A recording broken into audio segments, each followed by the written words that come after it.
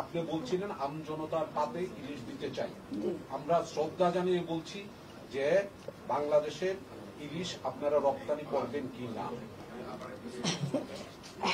এখন আচ্ছা, যে দামের ব্যাপারটা আমরা প্রতিনিয়তই আসলে মনিটর করছি, এমনকি মজুদ হয় কিনা, আহরণ কেমন হচ্ছে, এগুলো আমরা দেখছি। এখন দেখেন, একটা সরকার যখন নাকি এক একটা মন্ত্রণালয় থেকে বিভিন্ন কারণে তারা সেই মন্ত্রণালয়ের সিদ্ধান্ত নিতেই পারে, সেটার জন্য আমাদের কাজে যদি আমরা কোনো অবহেলা করে থাকি বা আমাদের কাজের জন্য যদি দেশের কোনো ক্ষতি হয় বা জনগণ না পায়, সেটার দায়িত্ব নেব আমরা অবশ্যই।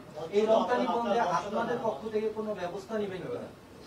মানে রপ্তানি বন্ধের জন্য না, রপ্তানি বন্ধের তো দায়িত্ব আমার না, বুঝছেন। আমি আহ্বান জানাতে পারি, কিন্তু আমি বন্ধ করতে পারি না, বুঝছেন।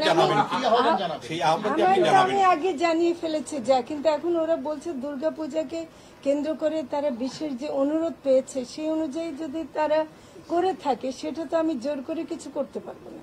তো ফলে এখানে একটা ব্যাপার হলো, বাংলাদেশে কিন্তু আপনারা আমাকে পশ্চিমবঙ্গের চেয়ে বেশি পুজো হয়, 33,000 অধিক মণ্ডপে বাংলাদেশে পুজো হয়, সেই পরিমাণ পুজো কিন্তু পশ্চিমবঙ্গে হয় না। অথচ বাংলাদেশে কেজি এটা আপনারা বাণিজ্য মন্ত্রণালয়কে গিয়ে বলেন, দয়া করে আপনারা বাণিজ্য মন্ত্রণালয়ের সাথে কথা বলেন। এটা মৎস্য তো কিন্তু শোনেন, মাছ আমার, কিন্তু মাছ আমাদের অন্যান্য পণ্য যেগুলি রপ্তানি হয় সেগুলো কি সব বাণিজ্য মন্ত্রণালয় উৎপাদন করে?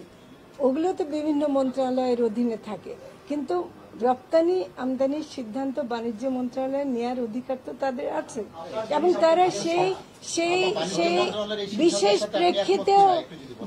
প্রেক্ষিত আর একটা কথা পরিষ্কার করি, পূজার সাথে আমি আমাদের যারা হিন্দু ভাই বোনরা আছেন তাদের সাথেও কথা বলতে দেখছি, ধর্মীয়ভাবে ইলিশের সাথে পূজার কোনো সম্পর্ক আছে কিনা সেটা আমি শুনেছি নাই।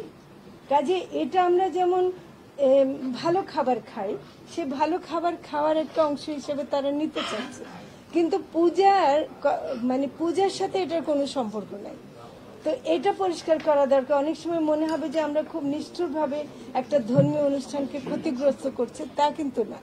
আপনারা দয়া করে বাণিজ্য মন্ত্রণালয়ের সাথে কথা বলেন, তারা নিশ্চয় বিশেষ একটি অনুরোধের প্রেক্ষিতে করেছেন, সেই অনুরোধটাকে আমরা খণ্ডন করব, সেটা আমরা করতে চাই। সবচেয়ে বেশি পরিমাণ অনুমোদন দেওয়া হয়েছে, বিগত সরকার আমলে পরিমাণ অনুমোদন দিয়েছে, না, এটা ভুল। এটা গত বছর না, এটা আপনি তথ্যটা দেন। গত বছর 3,000 না আরো বেশি, 3,800 মেট্রিক টন, কিন্তু দিতে পারেনি। ওটা হলো যে দিতে পারেনি, দিয়েছে মাত্র 1,000, বুঝছেন। এবার বরং তার সাথে কম অনুমতি। দামের জন্য যাই না। সেটা